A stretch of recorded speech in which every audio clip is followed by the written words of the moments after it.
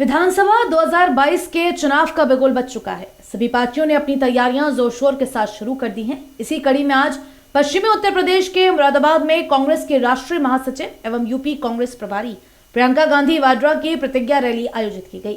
गोरखपुर और बनारस के बाद मुरादाबाद में हुई प्रतिज्ञा रैली में लाखों की तादाद में लोग प्रियंका गांधी वाड्रा को सुनने पहुंचे।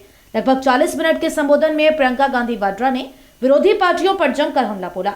प्रियंका गांधी ने शुरुआत अपनी ससुराल में सभी नेताओं का स्वागत करके की। ससुराल वालों, आपसे माफी चाहती हूं कि बहुत दिन बाद आई हूं। आपके शहर ने मेरे परिवार को संरक्षण दिया, उनको खड़ा किया। बंटवारे के बाद मेरे ससुर के पिता मुरादाबाद आए, यहीं से कारोबार शुरू किया। यहाँ के हुनर, यहाँ के लोगों की मदद से उन्होंने अपने बच्चों का भविष्य बनाया। वहीं सत्ताधारी पार्टी पर निशाना साधते हुए कहा कि आपने पीतल नगरी बनाई, इन्होंने अंधेर नगरी बनाई, जिसका चौपट राजा है। टेट का पेपर आउट हुआ, ये पहली बार नहीं हुआ है, 12 बार पेपर आउट हो चुका है। योगी जी कहते हैं कि नौकरी योग्य लोग नहीं हैं। हर तरफ नौजवान बेरोजगारी का शिकार हैं। जहां जाइए यही सवाल उठ रहा है। व्यापारी मिलना चाहते हैं योगी जी से, उनके पास समय नहीं है। बघेल जी मिले लखनऊ में तो उन्होंने कहा कि यूपी में जाति और सांप्रदायिकता की राजनीति इतनी भयानक है। मुख्यमंत्री जानते हैं कि चुनाव के समय ये कहकर चुनाव जीत कर चले जाएंगे। जब तक वोट विकास के आधार पर नहीं डलेगा, ये सिलसिला जारी रहेगा। जब तक ये नहीं पूछा जाएगा कि हमारे शहर के लिए आपने क्या किया, तब तक इसी तरह की राजनीति में आप फंसे रहेंगे। मुझे आश्चर्य हुआ, नदी माफिया, बालू माफिया, पढ़ाई का माफिया। आश्चर्य यह है कि कहीं सांस का माफिया ना हो और सांस के लिए लोगों से हफ्ता ना लिया जाए। मुझे आपसे बहुत बड़ी शिकायत है कि जब तक आप इस तरह की राजनीति करेंगे तो कोई बदलाव नहीं आएगा। आपके शहर में मेरे परिवार को संरक्षण दिया, उनको खड़ा किया। बंटवारे के बाद मेरे ससुर जी के पिता अपने परिवार को लेकर मुरादाबाद आए, यहीं से उन्होंने अपना कारोबार शुरू किया। यहाँ के हुनर, यहाँ के लोगों की मदद से, उनकी अपनी मेहनत से उन्होंने अपना जीवन बनाया, अपने बच्चों का भविष्य बनाया। आज मुझे यहाँ आकर बहुत गर्व हो रहा है और मैं आप सबको भी यहाँ इस सभा में आप सबकी भी स्वागत करना चाहती हूँ। मुरादाबाद देश विदेश में पीतल नगरी के नाम जाना जाता है। मुझे याद है शादी के वक्त एक खुशहाल शहर था, समृद्ध था, तेजी से आगे बढ़ रहा था। यहाँ उस समय हवाई अड्डे बनने की भी बात होती थी और शहर को विकसित करने की बहुत बातें होती थी। उस समय ये सब हो क्यों पाया? क्योंकि आपके हुनर के साथ साथ, व्यापारियों के मेहनत के साथ साथ, मजदूरों के मेहनत के साथ साथ आपको के पास एक ऐसी सरकार थी जिसने आपका समर्थन किया, जिससे आपको आगे बढ़ने के लिए, आपको विकसित बनाने के लिए मदद किया। मुझे याद है उस समय एक्सपोर्ट प्रमोशन काउंसिल हैंडीक्राफ्ट के लिए बनी। एक्सपोर्टरों को ड्रॉबैक मिलते थे, ब्याज की सब्सिडी मिलती थी। राजीव गांधी जी, मेरे पिताजी ने कारोबारियों के लोन भी माफ किए, टैक्स में भी मदद होती थी। उस तरह से यहाँ का कारोबार बहुत बड़ा, आपका ये शहर फूला फला आगे बढ़ा। आज स्थिति क्या है? आज हालात क्या है? जहां 8,000 करोड़ रुपए का कारोबार होता था, निर्यात होता था यहाँ से, आज 2,000 करोड़ घट गया है। सिर्फ पिछले 5-6 सालों में 3 लाख कारीगरों की रोजी रोटी खत्म हो चुकी है। भाजपा की नीतियों ने कारोबार, आपके भविष्य को बर्बाद किया है। सबसे पहले तो नोटबंदी लागू की, इससे आपको बहुत संकट हुआ। आपको बताया गया कि देश के लिए काम हो रहा है, कि काला धन वापस आएगा। कोई काला धन वापस नहीं आया। आप सबको अच्छी तरह मालूम है कि क्या हुआ। उसी तरह से जीएसटी लागू की गई, जिससे आपकी कमर तोड़ी गई। निर्यातकों का ड्रॉबैक खत्म किया गया, ब्याज पर सब्सिडी नहीं मिलती। कारीगरों को दिहाड़ी की दिहाड़ी आधी हुई, कारोबारों में मंदी हुई, बिजली महंगी हुई, डीजल महंगा हुआ, कच्चा माल महंगा। वृद्धा और विधवा पेंशन 1000 रुपए देंगे और जितनी भी नई सरकारी नौकरियां हैं उसमें पहले से जो आरक्षण है उनके तहत ही 40% आरक्षण महिलाओं को मिलेगा।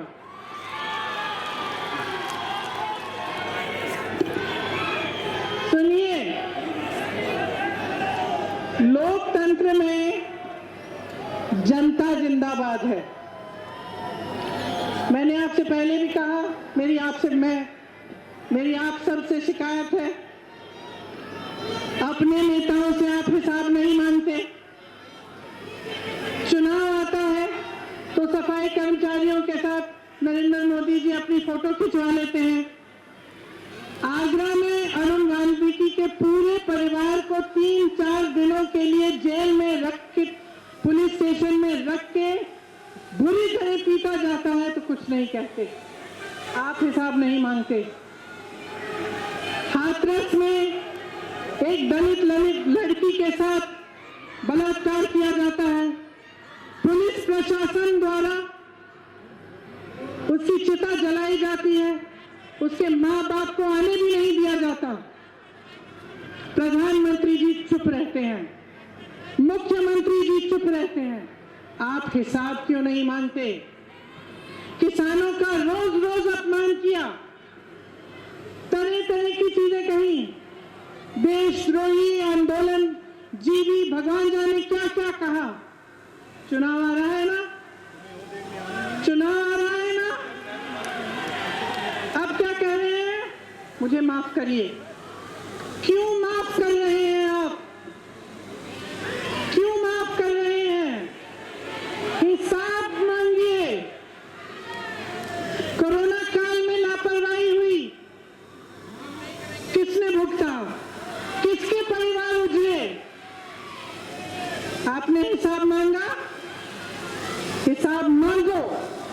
आपको अगर डिलीवरी चाहिए, आगे बढ़ना चाहते हैं आप, राजनीतिक दलों और उनके नेताओं से अपना रिश्ता बदलो। आपकी सबसे बड़ी जिम्मेदारी है अपने नेताओं को सिखाओ, जवाबदेह बनाओ।